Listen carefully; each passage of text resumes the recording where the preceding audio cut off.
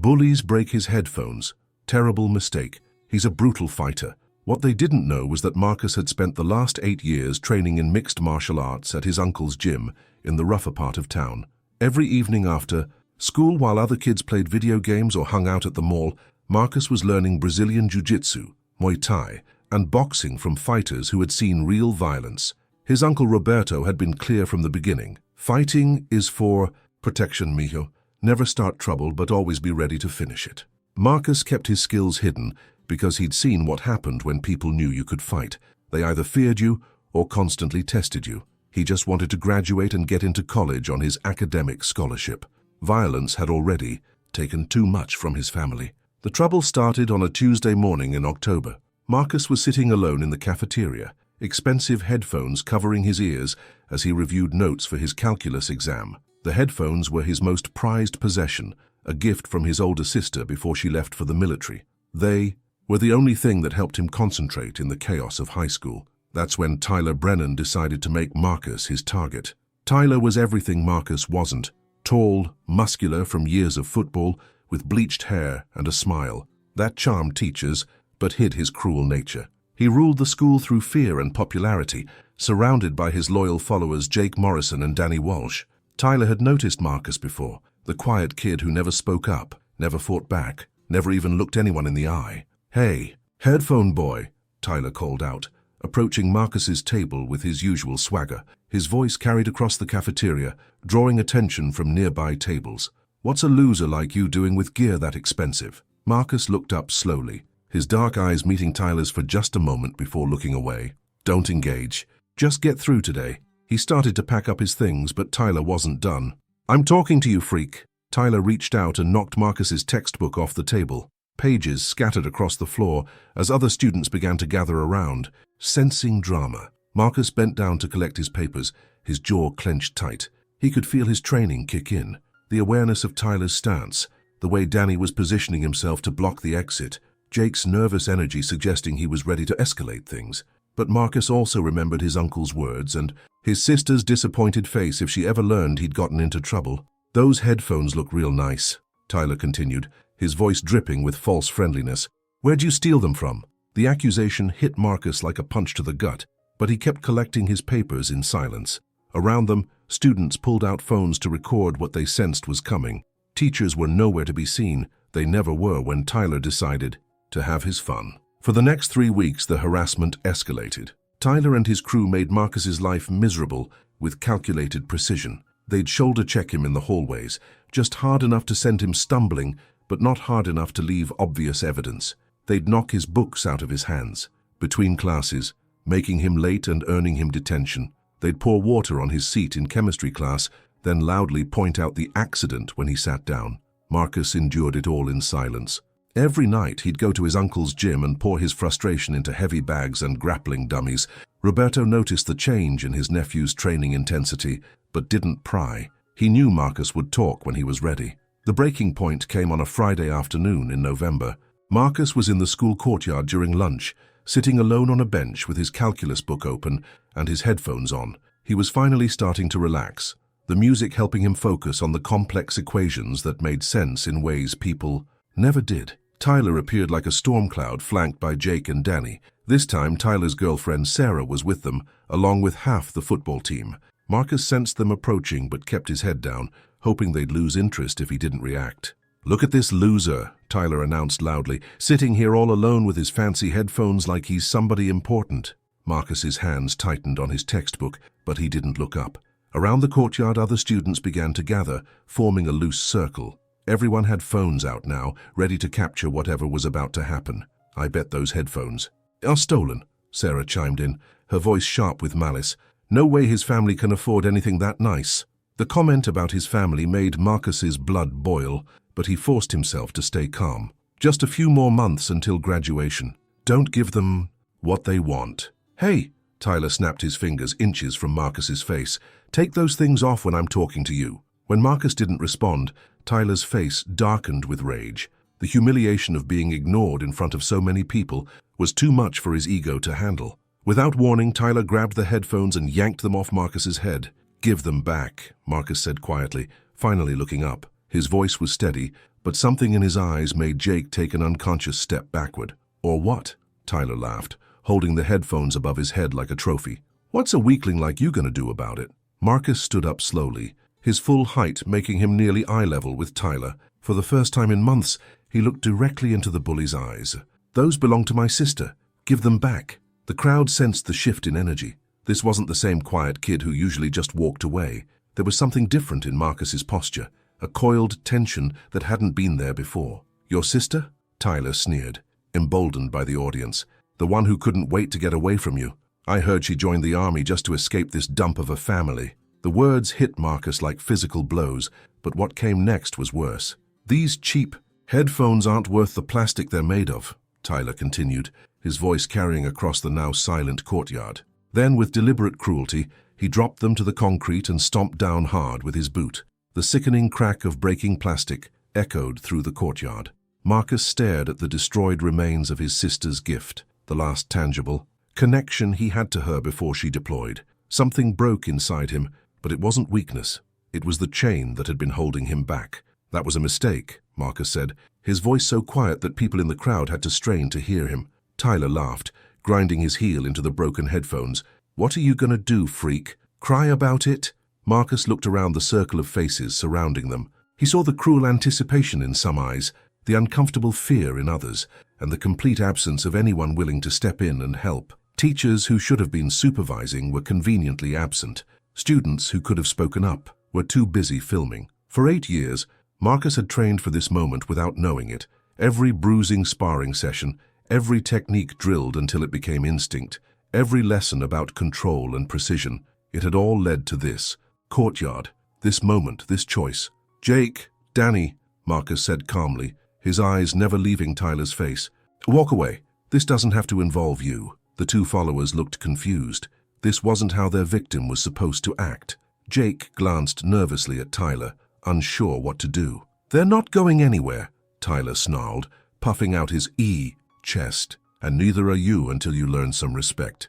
Tyler threw the first punch, a wild haymaker aimed at Marcus's jaw, but Marcus wasn't there anymore. Years of training had taught him to read an opponent's intentions before they even moved. He slipped the punch with minimal effort, Tyler's fist whistling harmlessly past his ear. The crowd gasped as Tyler stumbled forward, thrown off balance by hitting nothing but air. Before he could recover, Marcus moved with fluid precision. His right hand shot out in a perfect jab that caught Tyler square in the nose. The crack was audible throughout the courtyard. Tyler staggered backward, blood streaming down his face, his eyes wide with shock and pain. "What the hell?" Marcus didn't let him finish. He stepped forward with the controlled aggression of a seasoned fighter, throwing a combination that his uncle had made him practice thousands of times. Left hook to the body, right cross to the head, left uppercut as Tyler doubled over. Each punch landed with surgical precision, designed to inflict maximum damage while maintaining complete control. Tyler crumpled to the ground, gasping and bleeding. The crowd fell silent except for the sound of phones recording every second. This wasn't the brutal beating they'd expected. It was a masterclass in controlled violence. "Get up," Marcus said, standing over Tyler's fallen form. His breathing was steady, his stance relaxed but ready. "You wanted to fight, so fight." Jake and Danny looked at each other, then at their leader writhing on the concrete. They'd never seen Tyler taken down so easily, so quickly. Danny took a step forward, loyal to his friend but clearly terrified. "I said walk away," Marcus repeated, turning his attention to Danny. "This is between me and him." "You broke his nose," Sarah screamed, kneeling beside Tyler. "Someone call the principal." "Nobody's calling anyone," Marcus said firmly, his voice carrying a new authority that made everyone freeze. Tyler wanted this fight. Let him finish it. Tyler struggled to his feet, wiping blood from his face. The humiliation of being knocked down in front of half the school was eating him alive. "You got lucky, freak. Let's see how tough you are. When it's 3 against 1. Marcus smiled for the first time in months, but there was no warmth in it.